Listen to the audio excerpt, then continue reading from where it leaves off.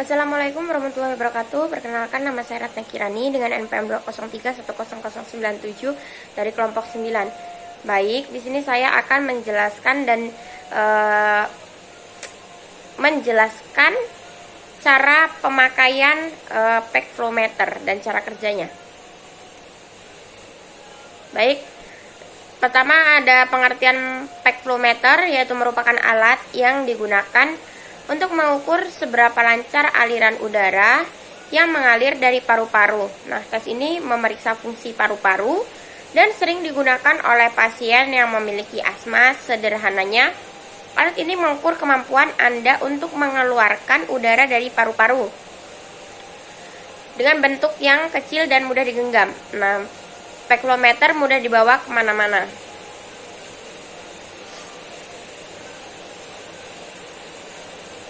Nah, bagaimana cara kerja pack flow meter atau penggunaannya, serta cara membaca hasil tesnya. Di sini saya akan menjelaskan untuk cara penggunaannya.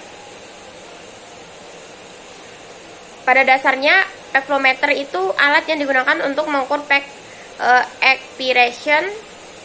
expiratory flow rate atau PEVR, atau disebut juga dengan aliran puncak, yaitu tes untuk mengukur seberapa cepat seorang bisa menembuskan napas.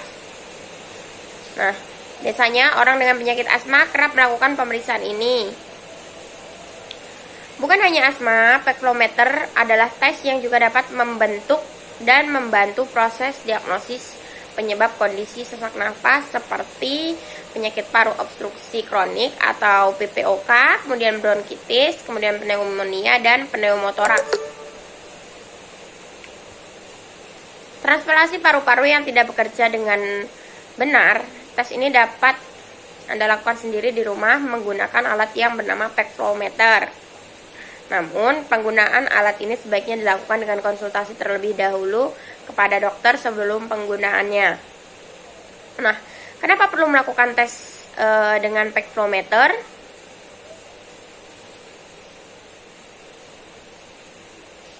Jadi kita perlu menggunakan tes untuk menggunakan pack flow meter. Anda batuk, asma, atau karena fenomena karena melakukan tes dengan pack flow meter itu dan mencatat hasilnya sangat penting. Dari hasil pengukuran dengan pack flow meter dapat diketahui apabila kondisi sesak napas terkendali atau justru memburuk. Agar tes PEVR menjadi bermanfaat, pasien harus rutin mencatat hasil dari pack flow meter. Jika tidak, pasien tidak akan melihat pola yang terjadi ketika laju aliran pernafasannya rendah atau menurun. Selain itu, catat tersebut juga penting bagi dokter untuk menentukan pengobatan sesak napas yang sesuai. Hasil pengukuran biasanya akan digunakan sebagai patokan utama mengevaluasi pengobatan yang dijalani, misalnya apakah obat perlu ditambah dosisnya atau justru diberhentikan konsumsinya. Meski begitu, tak semua penderita penyakit pernapasan perlu melakukan pengukuran menggunakan alat ini. Mereka yang dianjurkan biasanya merupakan penderita penyakit pernapasan kronis seperti asma dan PPOK. Menurut Media Plus, melakukan tes dengan pack flow dapat mencatat hasil bagi penderita asma sangat penting. Hal ini dapat mencegah terjadinya asma kambuh di lain waktu. Dari hasil pengukuran ini dapat diketahui apabila kondisi asma terkendali atau justru memburuk. Selain itu, Asthma and Allergy Foundation di Amerika juga menyebutkan bahwa pengukuran kekuatan pernapasan melalui alat ini berguna bagi dokter dan penderita asma untuk mengetahui faktor pemicu yang menjadi penyebab masalah pernapasan.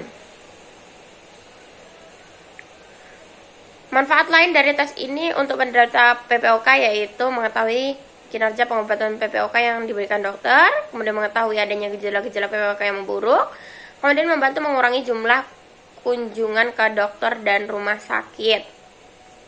Selain itu, sebuah penelitian dari Emergency Medicine International juga menyatakan bahwa tes pack flow meter mungkin berguna untuk membedakan gejala-gejala PPOK dengan penyakit gagal jantung kongesif. Nah, bagaimana cara menggunakan pack flow meter? Berikut ini adalah langkah-langkah menggunakan pack flow meter. Sebelum dilakukan, pastikan jarum mengukur indikator menunjukkan angka 0 atau angka terendah pada skala pack flow meter yang digunakan. Skala yang digunakan pada alat ini adalah saluran liter per menit atau RPM.